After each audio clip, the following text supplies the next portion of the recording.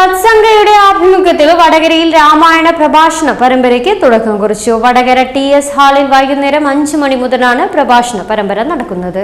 Advocate E Narayanan Nair ഭദ്രദീപം കൊളുത്തിക്കൊണ്ട് പരിപാടിക്ക് തുടക്കം കുറിച്ചു. പ്രഭാഷണങ്ങൾക്ക് പോകുന്ന ഞാൻ ഇന്ന് പ്രഭാഷണ പരമ്പരകൾക്കൊക്കെ ഏകദേശം വയസ്സ് കഴിഞ്ഞവരെ മാത്രമേ നമുക്ക് കാണാൻ സാധിക്കുകയുള്ളൂ.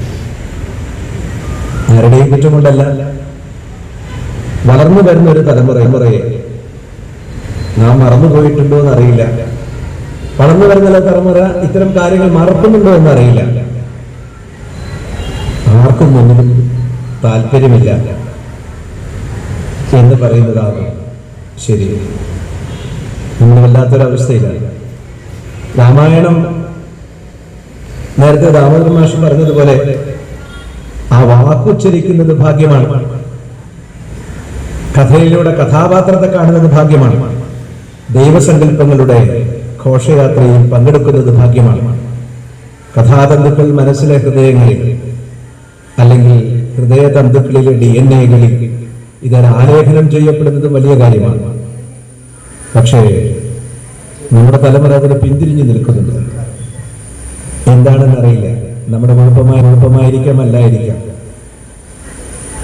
എന്തുകൊണ്ടാണെന്ന് പലപ്പോഴും മനസ്സിലാകാറില്ല. എൻ്റെ വീട്ടിലും നിങ്ങളുടെ വീട്ടിലും ഒരു വിദഗ്ധിയാണ്. രാമായണ കഥ യഥാർത്ഥത്തിൽ രാമായണം വീണ്ടും വായിക്കുമ്പോൾ എന്നുള്ള ഒരു സബ്ജക്റ്റ് വരുമ്പോൾ രാമായണം വീണ്ടുമല്ല, നിത്യജീവിതത്തിൽ മുഴുവൻ അങ്ങ് ജനിച്ചു മണ്ണോടതിന്റെ അർത്ഥതലങ്ങൾ നമ്മുടെ ബുദ്ധിയിൽ നാം കൊടുക്കുന്ന കാലം മുതൽ മണ്ണോടടിയുന്നത് വരെ മനസ്സ് നിറയെ വായിച്ചു തീർക്കാൻ പറ്റുന്ന ഒരു ഇതിഹാസമാണ് യഥാർത്ഥത്തിൽ രാമായണം. അതിൽ ശാസ്ത്രമുണ്ട്, ശാസ്ത്ര നിഷേധമുണ്ട്, ഉപദേശങ്ങളുണ്ട്. ജീവിതത്തിന്റെ ധന്യത മനസ്സിലാക്കി കൊടുക്കുവാനുള്ള സാരോപദേശങ്ങളുണ്ട്. പോസിറ്റീവ് എനർജി എന്ന് ഇംഗ്ലീഷിൽ പറയുന്ന വൈദഗ്ധ്യമുള്ള ഊർജം, ജീവിക്കാനുള്ള ഊർജം.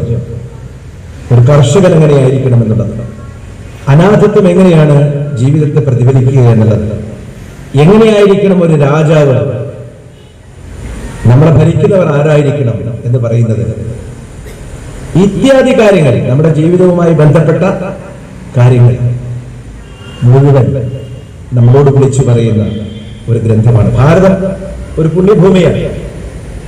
ഈ പുണ്യഭൂമിയിൽ ജനിക്കുക എന്ന് പറയുന്നതിന് ഭാഗ്യമാണ്. ഇവിടെയുള്ള ഇതിഹാസങ്ങൾ മനസ്സിലാക്കുക എന്ന് പറയുന്നതിൽ അതിലേറെ ഭാഗ്യമാണ്. ഞാൻ തുടക്കത്തിലേ പറഞ്ഞതുപോലെ നാം പിന്നോട്ട് പോയിട്ടുണ്ട്. ആരെ ന്യായീകരിച്ചാലും നിഷേധിച്ചാലും നമ്മൾ പിറകിലോട്ടാണ്. സാംസ്കാരികപരമായ ജീവിതത്തെ അടുത്തറിയുന്നതിൽ നമ്മളെല്ലാവരും പരാജയപ്പെട്ടിട്ടുണ്ടോ എന്ന് സംശയമുണ്ട്. അത് മാറ്റേണ്ടതായി. ആദ്യ ദിനം രാമായണം വീണ്ടും വായിക്കുമ്പോൾ എന്ന വിഷയത്തെക്കുറിച്ച് കണ്ണൂർ DMO ഡോക്ടർ പീയൂഷ് നമ്പൂതിരിപ്പാട് പ്രഭാഷണം നടത്തി.